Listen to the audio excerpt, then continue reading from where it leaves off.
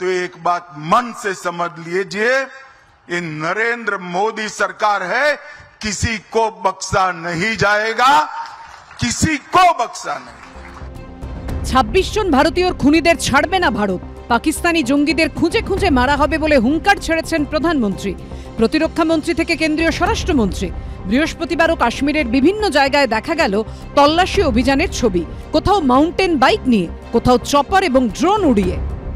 এই যেখানে আমরা জঙ্গলে দাঁড়িয়ে রয়েছি, বাইসারন উপত্যকার লিডার ফরেস্টে তার বিভিন্ন জায়গাতে চিরুনি তল্লাশি করছেন, বাইক নিয়ে বা পায়ে হেঁটে কিংবা ড্রোনের মাধ্যমে এই জঙ্গলের ওপরেই তারা কিন্তু বিভিন্ন জায়গাতে একেবারে পর্যবেক্ষণ করছেন বা তারা কিন্তু পরীক্ষা করে দেখছেন, কিন্তু এখনো পর্যন্ত কোনো জঙ্গির কোনো রকমভাবে কিন্তু হদিশ পাওয়া যায়নি।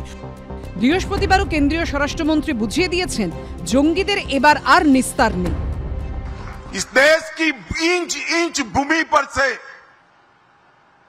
आतंकवाद को मूल समेत उखाड़ने का हमारा संकल्प है और वो सिद्ध होकर रहेगा। और इस लड़ाई में न केवल 140 करोड़ भारतीय, पूरी दुनिया भारत के साथ खड़ी है। पूरा का पूरा ऑपोजिशन 100% सपोर्ट सरकार को देगा और दे रहा है। नरेंद्र मोदी को एक्शन लेना है, एकदम एक्शन लेना है, और पूरा का पूरा विपक्ष उनके साथ खड़ा है। जिन लोगों ने ये किया है, दे हैव टू पे द प्राइस फॉर दिस। সীমান্তে টানটান পরিস্থিতি, যে কোনো মুহূর্তে যে কোনো কিছু হতে পারে। দ্রাস, চৌকিবাল, উড়ি, কুপওয়াড়ার মতো এলাকাগুলিতে জারি করা হয়েছে হাই অ্যালার্ট। সীমান্তবর্তী যে সমস্ত গ্রাম রয়েছে সেগুলোকে হাই অ্যালার্ট জারি করা হয়েছে। আমরা এই মুহূর্তে ঠিক শ্রীনগর থেকে 150 কিলোমিটার দূরে যে গ্রামে রয়েছি, কুপওয়াড়ার চৌকিবাল, অর্থাৎ ঠিক এই জায়গা থেকে, যেখানে যে পয়েন্ট থেকে আমরা দাঁড়িয়ে রয়েছি, এখান থেকে আর মাত্র 60 কিলোমিটার হচ্ছে পিওকে বা পাক অধিকৃত কাশ্মীর।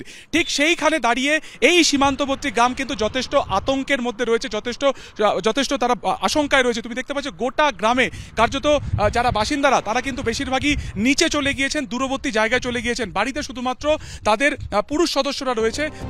শ্রীনগরে প্রশাসনের তরফ থেকে চলছে লাগাতার ঘোষণা। एक जरूरी ऐलान समाप्त फरमाइए।